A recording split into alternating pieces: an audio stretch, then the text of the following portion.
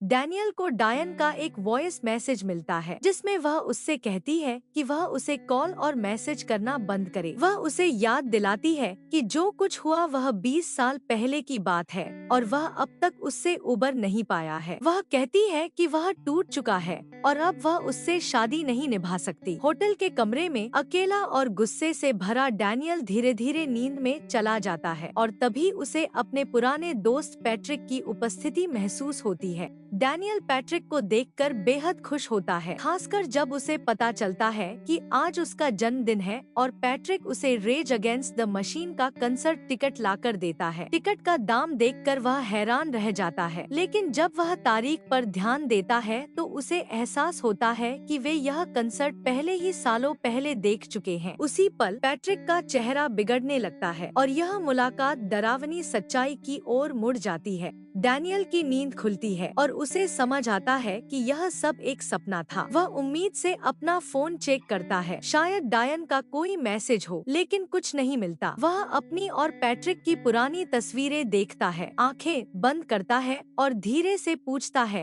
कि क्या पैट्रिक उसकी आवाज सुन सकता है, क्या वह आज रात उसके साथ समय बिताना चाहता है। आवाज भर्राई हुई है। डैनियल मानता है कि वह बेहद मुश्किल समय से गुजर रहा है और उसे अपने दोस्त की जरूरत है। वह आंखें खोलता है लेकिन कुछ नहीं होता। डैनियल दोबारा सोने की कोशिश करता है, लेकिन बाथरूम से आ रही एक हल्की आवाज उसे चौंका देती है। जब वह जाकर देखता है तो उसे पैट्रिक टब में नहाता हुआ दिखता है। चौंक कर लेकिन राहत के साथ डैनियल उससे कहता है कि वह कपड़े पहनकर बाहर आए क्योंकि उसे उससे कुछ जरूरी बात करनी है। डैनियल टेबल पर जाकर इंतजार करता है, लेकिन पैट्रिक नहीं आता। बेचैन होकर वह बाथरूम की ओर भागता है, जहां उसे पैट्रिक चुपचाप कपड़े पहनता हुआ मिलता है। डैनियल पैट्रिक से बैठने को कहता है और धीरे से कहता है कि डायन को अब सब पता चल चुका है। वह यह भी बताता है कि वह ब्रेंडा से ब्रेकअप करने ही वाला था। पैट्रिक हैरानी से पूछता है कि ब्रेंडा कौन है। डैनियल बताता है कि ब्रेंडा उसकी बॉस है जिसने उसे नौकरी दिलाई थी, जबकि उसे पता था कि डैनियल ने कॉलेज ग्रेजुएट नहीं किया।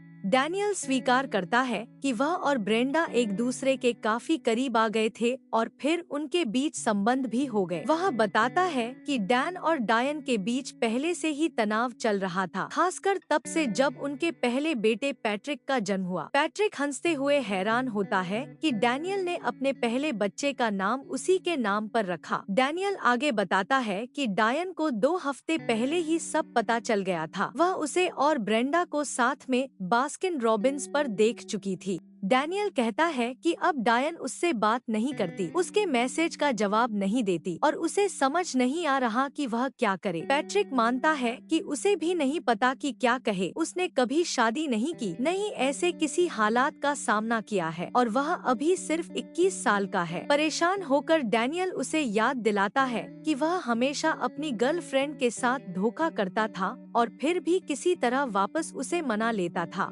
डैनियल यह भी जोड़ता है कि पैट्रिक अब ऐसी स्थिति में है जहां वह कुछ चीजों को जान सकता है, एक ऐसी स्थिति जो सामान्य नहीं है। पैट्रिक थोड़ी देर रुककर कहता है कि डैनियल को किसी थेरेपिस्ट से बात करनी चाहिए या शायद अपने पिता से भी। वह कहता है कि सिर्फ इसलिए कि वह अब इस दुनिया में नहीं है, इसका मतलब यह नहीं कि वह डैनियल की जिंदगी की हर बात जानता है। डैनियल शांत स्वर में पैट्रिक से माफी मांगता है। डैनियल पैट्रिक से पूछता है कि वह पूरा दिन क्या करता है। पैट्रिक जवाब देता है कि यह उन बातों में से एक है जो डैनियल सोचता है कि वह जानना चाहता है, लेकिन असल में नहीं चाहता। डैनियल जोर देकर कहता है कि वह सच में जानना चाहता है। पैट्रिक आखिरकार बताता है कि वह तैरता है, ऐसे जैसे उसकी जिंदगी उसी पर निर्भर हो। फिर वह डैनियल की तरफ देखता है और पूछता है, अगर उस दिन डैनियल उसके साथ होता तो क्या वह भी चला जाता या उसे बचा लेता?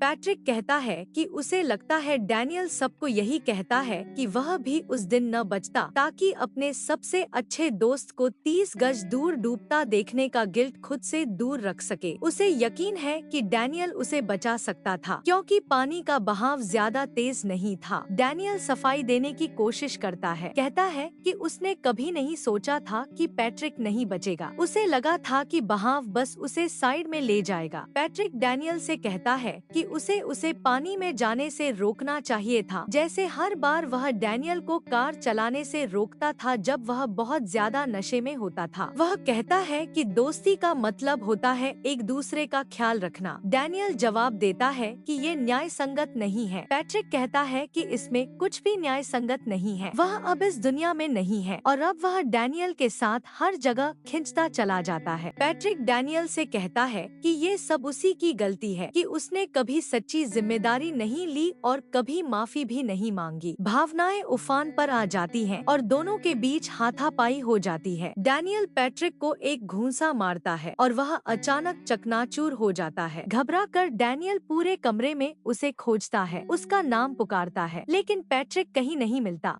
उसी रात जब डैनियल सो रहा होता है, पैट्रिक फिर से आता है। इस बार वह बूढ़ा और थका हुआ दिखता है। वह डैनियल से कहता है कि यह आखिरी बार है जब वह उसे देख रहा है, क्योंकि अब वे दोस्त नहीं रह सकते। पैट्रिक कहता है कि वह पिछले 21 सालों से डैनियल को फ्लोरिडा के एक समुद्र तट पर खड़ा देख रहा है, जैसे वह जम गया हो, जबकि उसका परिवार उसे पुकारता है, लेकिन डैनियल कभी जवाब नहीं देता, वह बस खड़ा रहता है। डैनियल धीरे से कहता है कि वह इतने सालों से वहीं खड़ा है क्योंकि वह पैट्रिक के वापस लौटने का इंतजार कर रहा है। पैट्रिक नम्रता से कहता है कि अब उसे घर लौट जाना चाहिए क्योंकि वह वापस नहीं आने वाला। आंखों में आंसू लिए डैनियल आखिरकार माफी मांगता है, कहता है कि वह उसे बहुत याद करता है और काश वह उसे बचा पाता। वह कहता है कि काश वह उस दिन उसके साथ होता। पैट्रिक उसे गले लगाता है और धीरे से कहता है, ये तुम्हारी गलती नहीं थी। पैट्रिक डैनियल से कहता है कि अब घर जाने का समय है और फिर चुपचाप वहाँ से चला जाता है। डैनियल खिड़की के पास जाता है, बाहर देखता है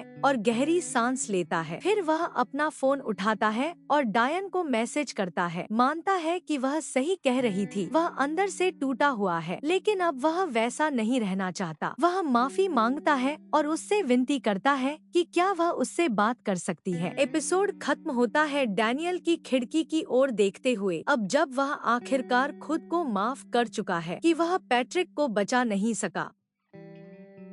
चैनल को लाइक और सब्सक्राइब करना ना भूले।